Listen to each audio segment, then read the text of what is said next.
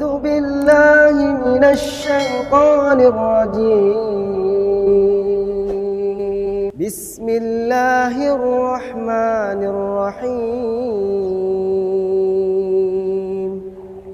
Kemudian waktu yang terbaik kalau kita bicara tentang waktu, Nabi kita SAW memang tidak menjelaskan. Saya belum mendapatkan hadis sejauh ini ya yang menjelaskan kapan waktu secara jamnya yang terbaik. Tapi memang para ilmuwan-ilmuwan atau ulama-ulama Islam itu menjelaskan bahwa memang waktu berbekam paling baik itu adalah pada saat jantung lagi puncak-puncak panasnya. Ya, berbekam terbaik itu adalah saat jantung lagi puncak-puncak panasnya, yaitu pada tengah hari yang kita kenal dengan kalau kita biasa dicontohkan atau mungkin disunahkan Nabi SAW adalah qailullah ya. Jadi atau tidur siang, tidur sempit gitu kan, seperti itu. Jadi waktu berbekam itu memang paling bagusnya adalah waktu siang. Ya, apakah dengan ini kita tidak dibolehkan berbekam pada waktu-waktu yang lain? Nggak masalah, silakan aja. Tapi kalau kita bicara terbaiknya adalah saat kita mengistirahatkan jantung, yaitu pada waktu siang hari. Siang hari itu ya mungkin ya qobliyah zuhur, atau mungkin saya lebih memilih itu ba'da zuhur ya, ba'da zuhur atau sampai menjelang asar, seperti itu. Ini waktu-waktunya. Ya, nah. Kemudian Bapak-Ibu sekalian, kalau kita bicara tentang bagaimana mekanisme kerja, ini kan dalil sudah nih, dalil sudah. Nah kita lihat dulu sekalian, ternyata tubuh manusia, ya tubuh kita ini, itu ternyata banyak sekali saluran-saluran darahnya. Ada aorta, ada kapiler, ada vena, ya, ada pembuluh darahnya, ya segala macam itu. Dan ternyata bagian yang paling besar jumlahnya dalam tubuh kita ini, yang dia meliputi hampir semua tempat, ternyata penampang yang paling terbesar itu ada pada kapiler. Ya, kapiler itu ternyata jumlahnya sehingga saya bisa sampai 3.500-an ya, milimeter atau berapa itu, 3.500 lah, seperti itu. Jadi dengan jumlahnya hampir semua tempat dalam tubuh kita ini terisi dengan kapiler-kapiler dan dialah tempat pertukaran ya.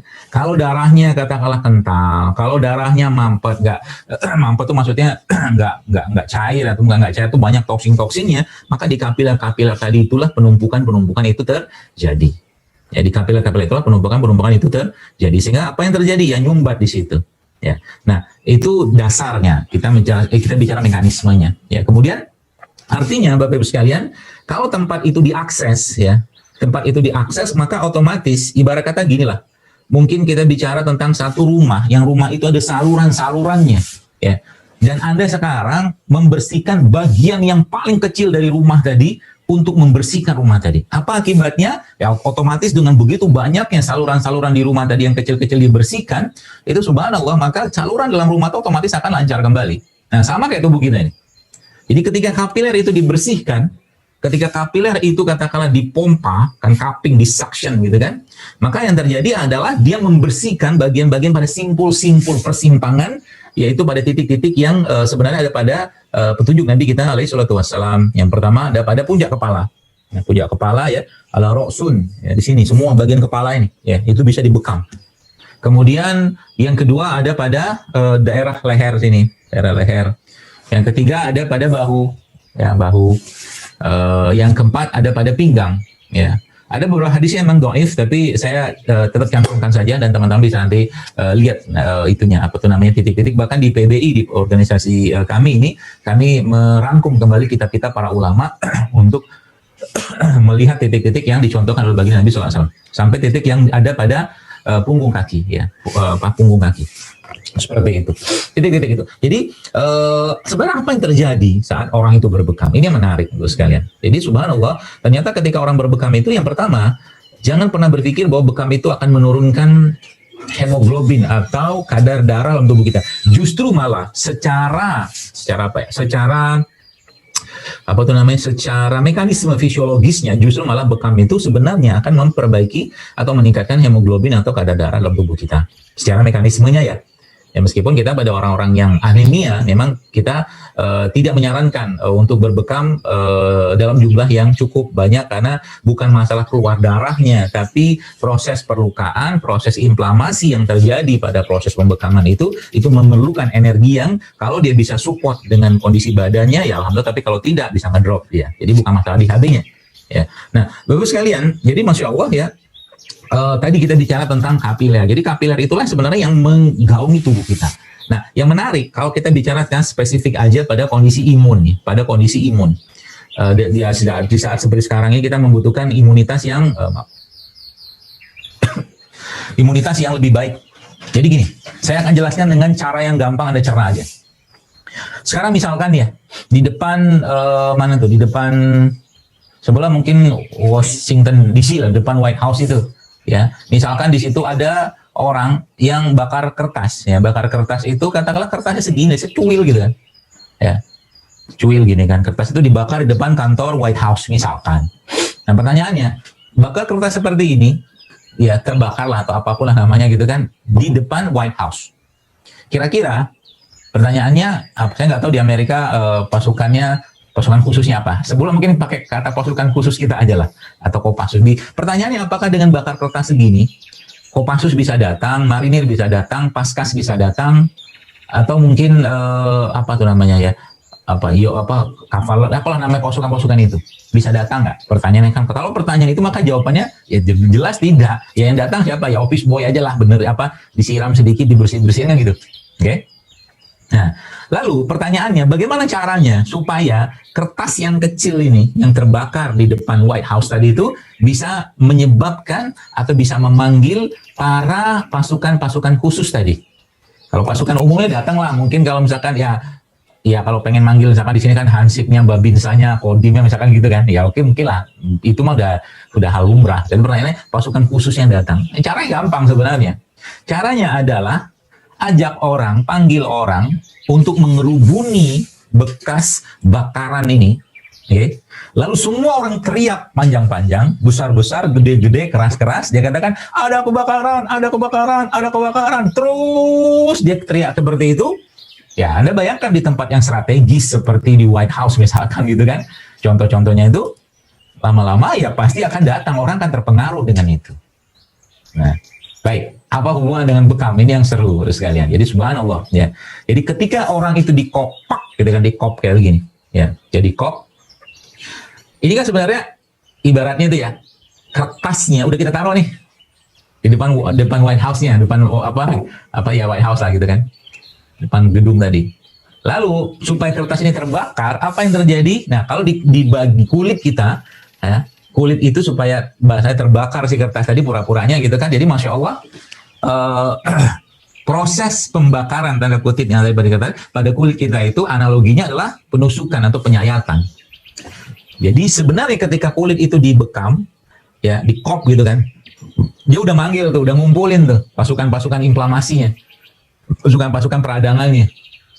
Subhanallah, kemudian ketika ditusuk atau disayat, maka keluar darah. Nah, keluar darah inilah dasar utama terjadinya bekam itu.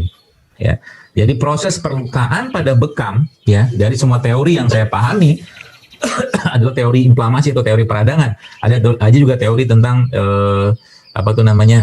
tawazun, macam-macam lah ya. Jadi yang paling gampang itu kita jelaskan yaitu tadi teori tentang peradangan. Jadi ketika kulit kita dilukain, maka otomatis terjadi peradangan di situ. Nah pertanyaannya, kita akan memanggil pasukan-pasukan khusus nih, karena kita punya dua sistem imun bawaan sama sistem imun adaptif. Bawaan sudah di set up oleh Allah dari lahirnya kita, ya, dari apa yang masuk ke badan kita sejak dari kehamilan sampai lahiran. Adaptif dari apa yang kita dapatkan. Nah, dua-duanya ada, tinggal mau dipanggil atau tidak. Dan ternyata ketika orang itu sudah dilukain, mulai teraktivasilah sistem imunnya, karena peradangan atau perlukaan. Oke. Lalu ketika sudah dilukain, apa yang kita kerjakan? Di organisasi kami ya di PB ini, kami memang mengatakan bahwa salah satu cara untuk mengembalikan atau bukan menguatkan atau menyempurnakan bekam itu hingga memberi hasil yang optimal, dan ini ternyata secara riset itu ternyata efeknya luar biasa, adalah ketika orang itu selesai dibekam, selesai ditusuk ya, kan dikop lagi tuh. Apa yang dikerjakan? Nah, diambil darahnya, dibuang, disedot gitu kan dengan cupping, itu blood cupping. Nah, ini kan proses inflamasi lokal sebenarnya. Nah, setelah itu darahnya dikeluarkan atau tidak dikeluarkan, tetap dalam itu cuman kopnya itu, bebaskan katakanlah ini kop itu begini gitu. Nah, di ujung ada pentilnya tetap, itu anginnya dibuang. Anginnya dibuang, kemudian kan dia kempes lagi tuh, darahnya masih dalam atau kita buang nggak masalah juga, dikop lagi. Nah, proses pengkopan berulang inilah yang ibaratnya tubuh itu seakan-akan manggil apa tuh namanya pasukan-pasukan khususnya, manggil dalam bentuk tadi, kalau tadi bahasa kita kan kebakaran, bunyi lolos segala macam mulai. Nah, itu tubuh kita begitu. Ketika terjadi perlukan ini meskipun kecil, cuman titik-titik doang gitu kan.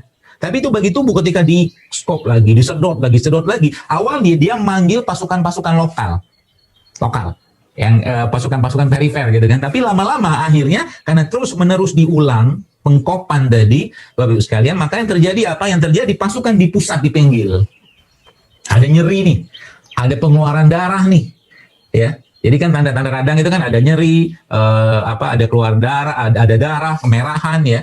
Kemudian ada fungsiolesa ya, rubor, kalor, tumor, dolor gitu, yang kita pernah belajar itu, kemerahan ya, kemudian nyeri seperti itu. Itu ternyata memanggil pasukan-pasukan imun yang ada pada daerah pusat, yaitu di otak atau SSP, susunan saraf pusat kita. Tapi yang menarik lagi Bu sekalian, ternyata selain kita bicara tentang tadi imun, jadi kalau imun itu insya Allah sangat-sangat terbantu dengan bekam. Jadi sebenarnya kalau kayak zaman sekarang ini, kan Bapak Ibu sekalian sering saya sampaikan berulang ya, umat Islam tuh nggak usah panik dengan wabah ini. Perbaiki wudhunya, perbaiki sholatnya, tambahkan sholatnya, sholat sunnahnya ditambahkan. Ada mana? Ada. Nyata ada stok alat bekam di sini. Nah ini ya, jadi misalkan begini nih Bapak sekalian ya, ini kan kopnya begini. Nah, pertama kali kan daerah yang kita mau bekam itu ya, katakanlah nih kulit ya, itu kan kita bersihkan ya, kita biasa menggunakan minyak zaitun ya, atau desinfektan alaminya. Misalkan kita menggunakan garam gitu-gitulah. Kalau mau pakai alkohol boleh nggak? Ya boleh aja, cuman kita jarang pakai ya. Bersihkan, habis bersihkan itu kan mulai dikok, jadi nggak boleh langsung disayat dulu, dikumpulin dulu pasukannya, kumpulin dengan cara kan disedot itu kan nyeri ya, nyeri. Kemudian apa yang terjadi setelah nyeri itu, malah kita buka nih pentilnya, kita buka, ya taruh di tempat yang bersih ya dan higienis, kemudian baru ditusuk atau disayat. Ya, setelah tusuk atau disayat, ya dengan sayatan sangat ringan atau tusukan sangat ringan, baru kita kop lagi kayak begini, seperti ini. Ya. Nah ini kan dia merah sini. Di sini merah nyeri, di dalam itu akan terjadi pengeluaran darah. Nah, pengeluaran darah dalam itu sudah mulai memicu reaksi inflamasi dalam tubuh kita yang akan memanggil sel-sel imun di sini. Juga kalau kita bicara tentang bekam, efek bekam tuh panjangnya minta ampun, Bu. Bukan cuma sekedar ngeluarin darah, bukan cuma ningkatin imun. Ya bukan. Jadi Masya Allah ya, kita kalau bahas tentang bekam ini ya, kalau saya buka PowerPoint-nya itu takjub gitu, Masya Allah. Ini bener lah sabda Nabi SAW itu ya. Jadi akhirnya ini kan tab buka, baru nanti kita kop darah, ada darah yang dikeluarin, atau kalau enggak saya biasanya kalau saya punya style gitu kan, itu saya tetap tempelkan begini, ini saya sedot berulang. Nah penyedotan berulang inilah, buka, sedot lagi, buka sampai ya 3-4 kali atau 5 kali gitu. Itulah yang tadi saya katakan menyebabkan pasukan khususnya kita dipanggil oleh peradangan atau proses peradangan di situ. Paham ya? Mudah-mudahan paham. Nah, semua pelaksanaan ini ya tetap kita harus kerjakan dengan cara yang higienis ya. Saya tidak mengatakan steril. Kalau mau steril silakan, tapi higienis sudah cukup lah, sudah bersih dan memenuhi standar kesehatan secara umum. Ya seperti itu. Jadi setelah berbekam, karena bekam kerjanya adalah mengeluarkan darah itu kan tenaga atau energi, maka Masya Allah ya, kita memang menyarankan sebelum berbekam itu ditambahkan kekuatan tubuhnya dengan cara mengkonsumsi mungkin jahe, madu, air putih gitu kan. Nah pertanyaannya, apakah darah yang keluar dari bekam ini darah, kita nyebutnya kalau dalam bahasa ilmiah namanya CPS, darah interstisial yang itu mengandung CPS. CPS itu adalah causative pathological substance. Jadi substansi penyebab penyakit di tubuh kita yang mentok, yang ngendon, yang nangkring di daerah-daerah interstisial ya. Nanti teman-teman bisa lihat itu, atau mungkin di kapiler-kapiler tadi karena orangnya jarang gerak, kurang air, kurang serat dan segala macam. Maka kalau kelihatan orang-orang yang biasanya rutin aktivitas yang baik, kemudian dia banyak makan buah, sayur dan air segala macam, itu kelihatan darahnya. Darahnya itu relatif tidak menghitam atau tidak teroksidasi ya, sehingga nanti warnanya kemerahan pekat. Tapi kalau orang yang relatif tubuhnya sehat, bagus gitu ya, Masya Allah, itu darahnya ya biasa-biasa aja gitu kan. Makanya kalau kita dibekam gitu kan, atau mungkin kalau saya bekam tuh ketahuan nih orang ini jarang minum air, ketahuan dari darahnya. Tapi kita tidak bisa ngomong itu kolesterol apa, nggak bisa, karena kan harus dicek. Ya tahu. So kan darahnya misalkan ada yang menggumpal gitu kan. Oh ini kolesterol, nggak tahu kita. Kita nggak dukun, kita bukan dukun, nggak ngerti gitu. Ya. Kalau mau dicek, cek aja sekarang. Tapi Masya Allah ya, selain memang efek dari ada imunitas, saya cerita dua aja. Imunitas, efek yang terjadi lagi pada bekam itu Bapak sekalian adalah efek di mana perlukaan dan peradangan tadi itu ternyata merangsang satu bahan yang ada pada tubuh kita yang disebut dengan endorfin atau endogenous morfin. Jadi bekam itu adalah analgetik alami yang Allah berikan kepada kita. Jadi mungkin bahasa sederhananya di mana ada sakit, bekam aja di situ. Kecuali di titik-titik yang kita tidak dibolehkan buat bekam. Misalkan lagi sakit kaki, misalkan di betis kita sakit, udah bekam aja di situ. Kepala misalkan gitu kan, sakit kepala udah bekam aja di kepala. Yang kepala mungkin harus dibotakin dikit atau dikerok sedikit. Atau mungkin lagi di mana, di daerah-daerah yang misalkan di paru, misalkan. Kita sekarang bicara tentang mengaktifasi organ, misalkan. Bisa nggak? Bisa. Ya. Misalkan kita mau mengobati atau mungkin mengurangi peradangan, ya. Dan yang menariknya, bekam ini pada batas-batas tertentu dia meningkatkan leukosit, tapi tidak seperti leukositosis, paham deh. Pada batas-batas tertentu dia meningkatkan leukosit, tapi tidak sampai leukositosis. Leukositosis itu leukositnya meningkat. Jadi kalau leukosit dalam tubuh kita bertambah, otomatis pasukan imun kita bertambah. Jadi boleh saya bilang pasukan umum itu ada leukosit gitu kan. Tapi nanti kita akan bahas ada namanya saya ceritakan itu ada namanya sel natural killer, ada namanya cell test, T helper segala macam. Ini pasukan-pasukan imun yang biasanya keluar kalau orang itu subhanallah dalam kondisi misalkan terserang misalkan HIV segala macam. Jadi Masya Allah ya. Jadi kerja bekam ini spektakuler. Kalau bicara tentang bekam untuk misalkan orang kolesterol darah tinggi udah banyak, itu riset udah jibun, bahkan bekam untuk orang-orang autoimun ya, itu banyak sekali ya yang subhanallah izin Allah itu berhasil ya menyeimbangkan kondisi badannya. Jadi Bapak Ibu sekalian begitu ya cara kerja ya bekam itu. Jadi saya sampai takjub gitu kan. Kenapa sampai takjub? Karena memang waktunya ada, titiknya ada, jamnya ada. Coba, itu semua sudah dalam Islam. Kalau berarti di luar titik-titik atau mungkin di luar jam-jam itu boleh kita berbekam? Boleh-boleh saja, tidak masalah. Ya, tidak masalah.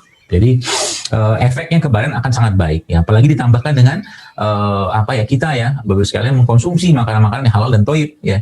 Itu akan sangat baik ya untuk menjaga kebersihan darah. Dan yang luar biasa lagi, ini sedikit tambahan saja. Karena memang termasuk juga bekam itu sangat baik digunakan untuk orang-orang yang alergi karena dia memicu pengeluaran ya antihistamin lah ya, bahan-bahan yang bisa meredakan gejala-gejala alergi. Jadi orang-orang yang rutin berbekam itu insya Allah nanti alerginya akan menurun, diperbaiki sama dia ya, seperti itu. ربنا ما خلقت هذا باطلا سبحانك فقنا عذاب النار